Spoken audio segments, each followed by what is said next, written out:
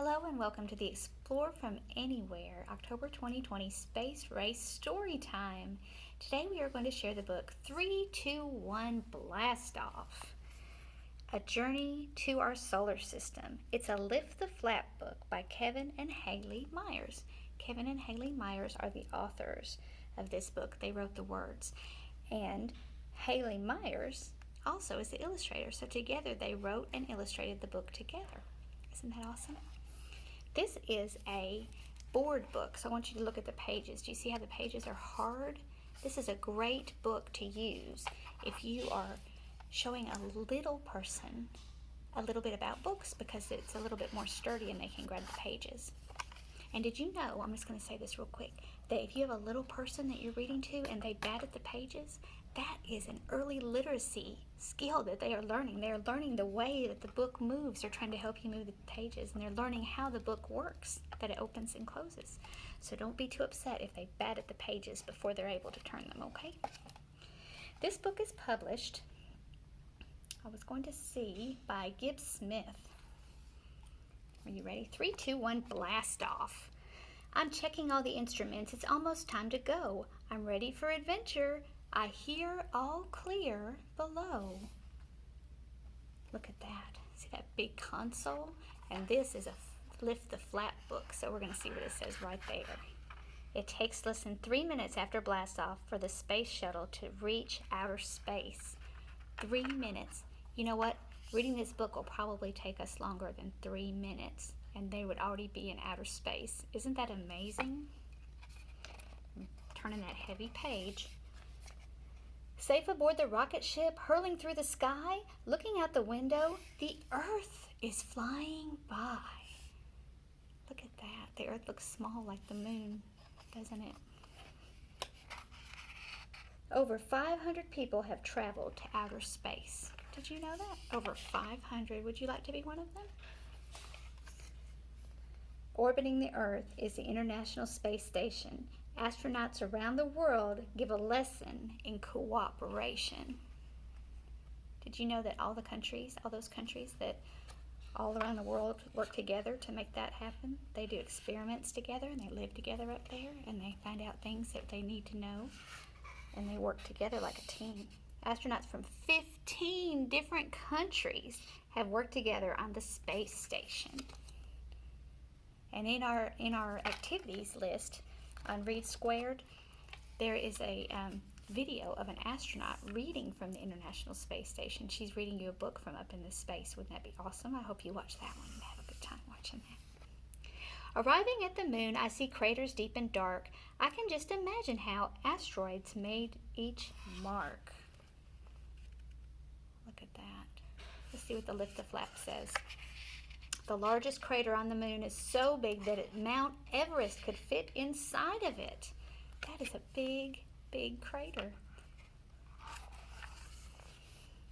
There's Venus and there's Mercury. I'm getting near the sun. Time to turn around. It's too hot for any fun. Look how close he is. Can you think you could get that close to the sun? Look how close he is. But do you see the two planets he's talking about? Mercury and Venus. The closest planet to the sun, Mercury, can get as hot as 801 degrees. That's about as hot as a campfire. You know you should not touch a campfire.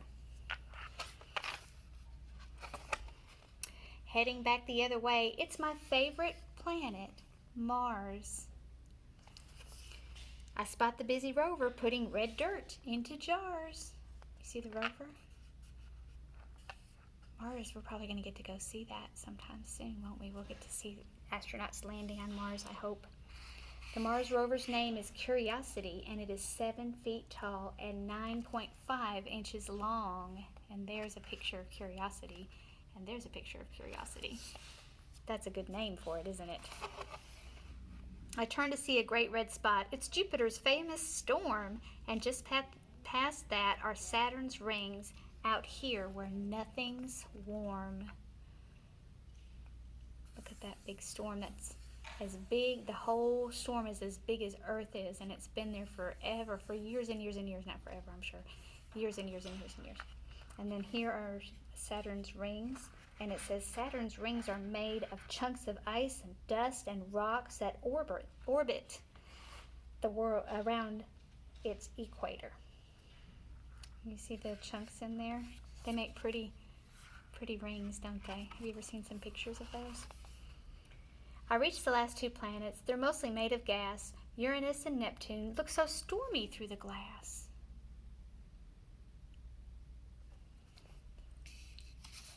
Neptune is the furthest planet from the sun and the coldest. Temperatures get as low as minus 353 degrees.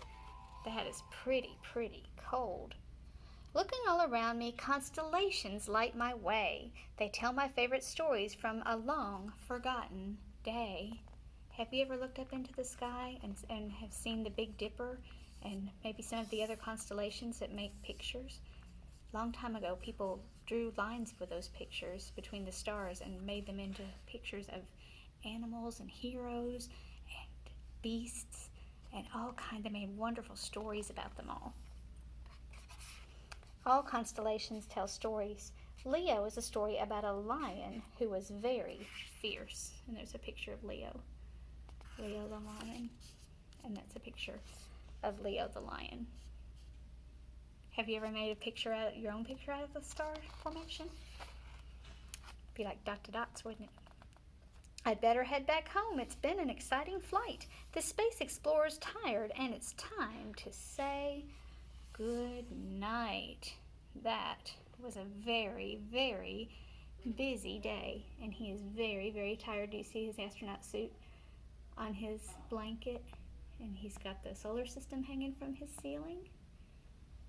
And he's got astronauts and rockets and the Earth above his dresser, and it looks like some spaceships and Curiosity and moon rocks. And that's the end of that book. I hope that you want to do a 3-2-1 blast off and be a space explorer someday. That'd be pretty cool. I hope you do some more wonderful activities on our Explore from Anywhere Space Race Challenge, and you enjoy coming back and seeing us again soon.